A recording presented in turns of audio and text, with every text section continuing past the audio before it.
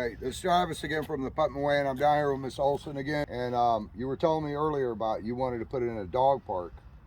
And this park I know because I take the nephews and nieces over to it.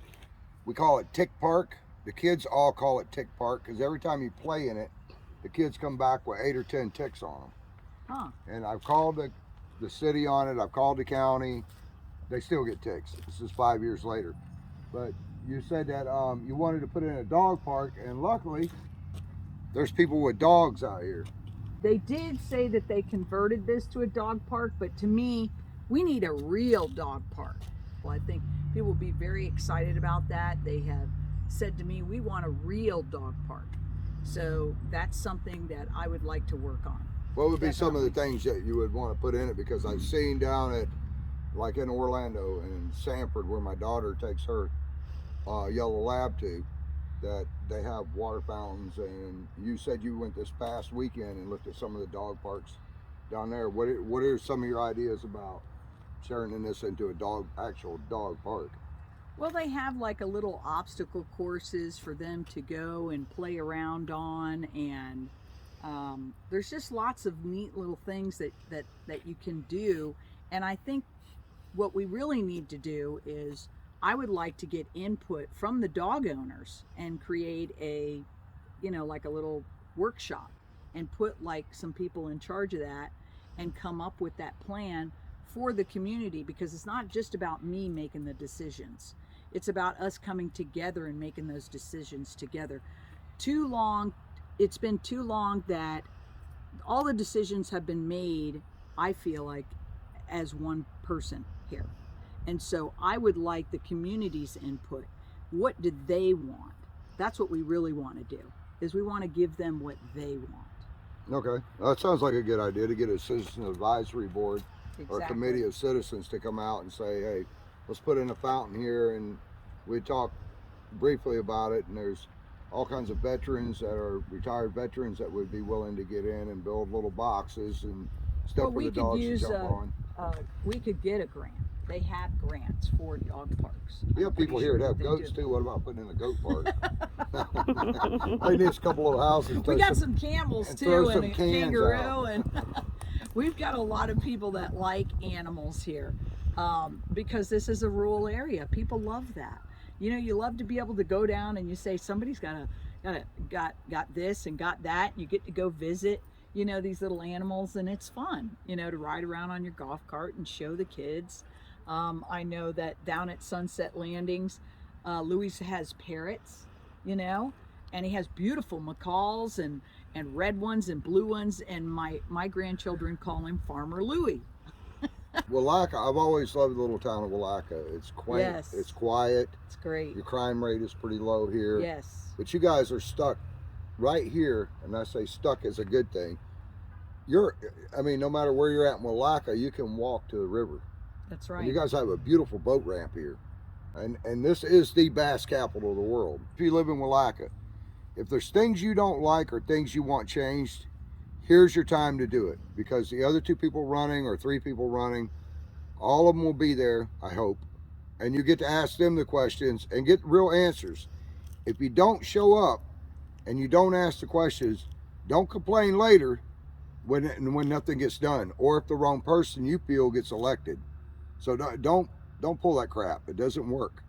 You need to be involved as citizens, and like Miss Olson was saying, on these advisory committees, that's a great thing. I know Commissioner Rawls and Mr. Adamsack and Harvey have talked about them, about getting community involvement. That's why we're doing the forums coming up. Once a month they're doing them, but that's something you would also be doing as well, you said. Absolutely. I do. Meetings.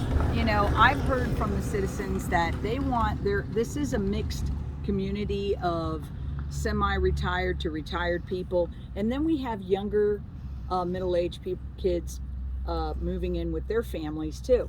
And so what I would like to see too, and I think that this is maybe a great idea, is maybe a skateboard park would be, or a bike park. We can put together a workshop to see what the pros and cons and the cost and everything, and work towards something like that. I think that would be very exciting for Welaka and for the kids around here. I know that we have kids in our neighborhood. In fact, I saw a kid the other day. Somebody was on a golf cart and they were pulling him on his skateboard, you know. So I think he was trying to do that video, you know, with the Fleetwood Mac thing. I wouldn't want to do it on these roads, especially this road we're on right now.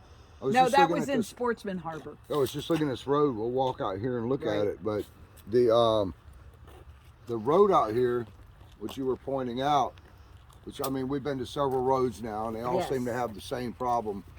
They just haven't been taken care of. I don't know if these are county roads or city roads. And this is a golf cart community, so you know you need golf carts need smooth surface. You can't have all of Welaka rough terrain, and that's what it's turned into, is rough terrain. I'll get Marie to pan on the road here. You can see there's the road base, the asphalt is all but gone, or the millings.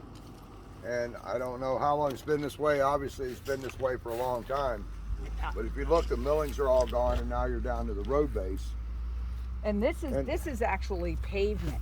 The pavement has been totally just eroded away, and that takes a long time to happen. So over the period of years, you're down to the base now, and to me, that just, you know, why? You know, why not maintain the road? It's cheaper to maintain it than it is to replace it. So now we have this big expense of trying to go in and trying to create a plan of fixing these roads. Need to be maintained. Those are things that I would want to make sure gets done. Well, I think the one thing that kind of aggravates me is when, like, the last area we were in with the dock.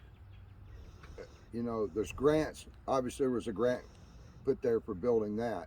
Right. But why not grants for the rest of these roads? There's grants available, state, local, federal. There are grants that are available. There's MSVUs that can be done. My question is, why hasn't it been done? Well, I think on our budget that is created, I think we had for streets and roads was $500. Okay, but you got a dock sitting down there that goes to nowhere. Right. Okay, you guys have a beautiful park here, but I think they need to be sprayed and get the ticks out of it. I'd rather see $500 go toward that than I would with my kids getting Lyme disease, or grandkids. Well, they need to be cleaned off and sprayed off maybe once a year, maybe pressure wash them and just clean them, you know.